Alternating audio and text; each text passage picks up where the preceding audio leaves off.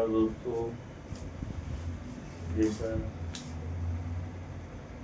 कि आपको पता है, आज हमारा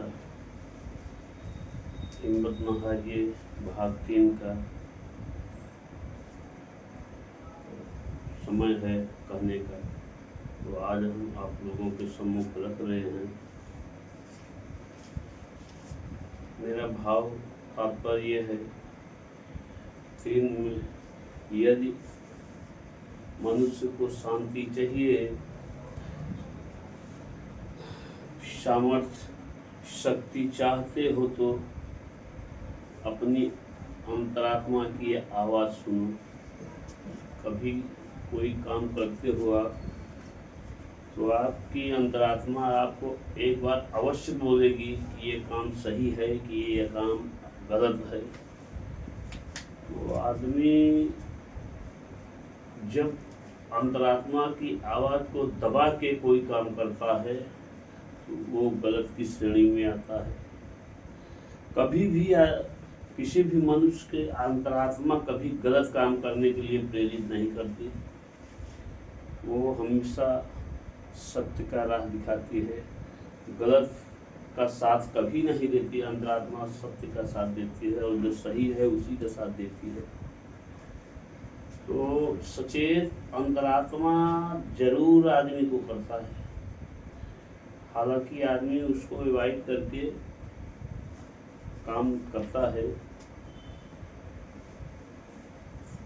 तो जो व्यक्ति अपनी अंतरात्मा की आवाज़ को सुन के कोई काम करता है तो शांति, सामर्थ्य और शक्ति तो उनको मिलेगी। और तुम सारे संसार को धोखा अब दे सकते हो, किंतु अपनी आत्मा को कौन धोखा दे सकता है? तुम सारे संसार को धोखा दे सकते हो, लेकिन अपनी अंतरात्मा को कैसे धोखा दे सकते हो? अंतरात्मा ईश्वर आपके अंदर हैं, तो जो भी ईश्वर काम कराते हैं और जो कहते हैं बेटा ये गलत है, ये सही है, कहते हैं, आप उसको मानो या ना मानो। मानोगे तो आगे बढ़ोगे, अच्छे कार्य करोगे, नहीं मानोगे तो बुरे कार्य करोगे। रावण को भी पता था, बहुत बड़ा पंडित था, उसकी अंतरात्मा उसको कहती थी मैं क्या कर रहा हूँ, तुम क्या कर रहे हो। भगवान जब आए तो पूरे खानदान को तारने के लिए वो तो जानबूझ के बैर लिया था भगवान से। जय विजय विष्णु भगवान के दरबान थे, तो आपको पता होना चाहिए।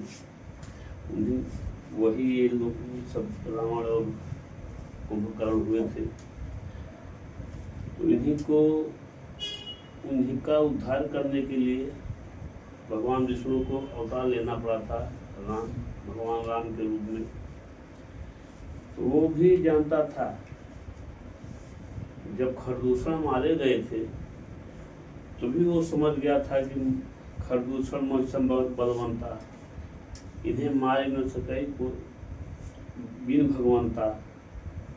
भगवान हरि को छोड़ के कोई इन्हें मार नहीं सकता। तो इसलिए भगवान पैदा हो चुके हैं हम पूरे खानदान का उद्धार करने के लिए, उसको पता था।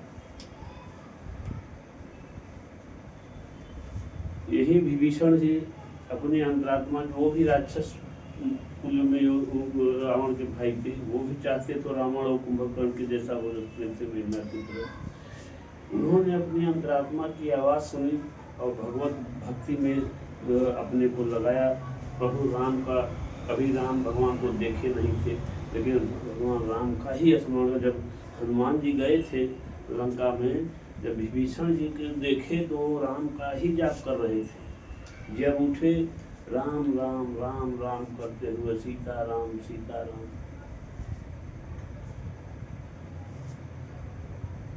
वो समझ लीजिए अंतरात्मा क्या चीज होती है। साक्षात आप एक प्रकार से उनको ईश्वर ही समझ सकते हैं, क्योंकि सारे जीवों में ईश्वर का वास होता है, सिर्फ मनुष्यों के अंदर नहीं, कण कण में ईश्वर का वास है। जब खंभे में नरसिंह का अवतार हो सकता है। और आज हम लोग गाय माता को गाय माता क्यों बोलते हैं? इनके गाय माता के हर जगह सारे देवतागण वास करते हैं। गाय में कान में, पूंछ में, नाक में, सब जगह रहते हैं, इसीलिए तो पूजा करते हैं लोग, गाय को गाय माता करते हैं। तो आप अगर अपनी अंतरात्मा की आवाज सुनेंगे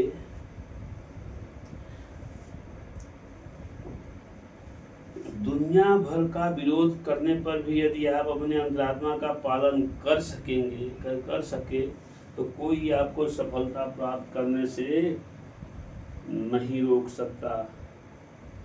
जब कोई मनुष्य अपने आप को अद्वितीय व्यक्ति समझने लगता है और अपने आप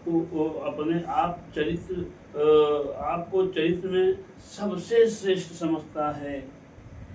समझने लगता है, और तब उसका आध्यात्मिक पतन होता है। राजनीतिक पतन तो नहीं होता, आध्यात्मिक पतन उसका हो जाता है। जब आदमी अपने आप को पूरे संसार में सबसे श्रेष्ठ, मैं ही विद्वान हूँ, मैं हूँ धनवान हूँ, सबसे मैं जो कहूँ सारी लोग हमारी सारी बातों को माने, मैं जो बोला वही सत्य है, दूसरे क्या बोल रहे हैं वो सब असत्य है। जब आदमी के अंदर ये भावना आती है तो वो पतन की ओर जाता है। अगर आदमी अपनी अंतरात्मा की हमेशा बात माने, वो कभी पतन की ओर नहीं जा सकता। भाइयों, आज का टॉपिक बस इतना, और चौथा भाग आपको कल प्रस्तुत करेंगे। तो इसी के साथ भाइयों आपसे विदा लेते हैं। राधे राधे, जय श्री कृष्ण, सीताराम, हर हर महा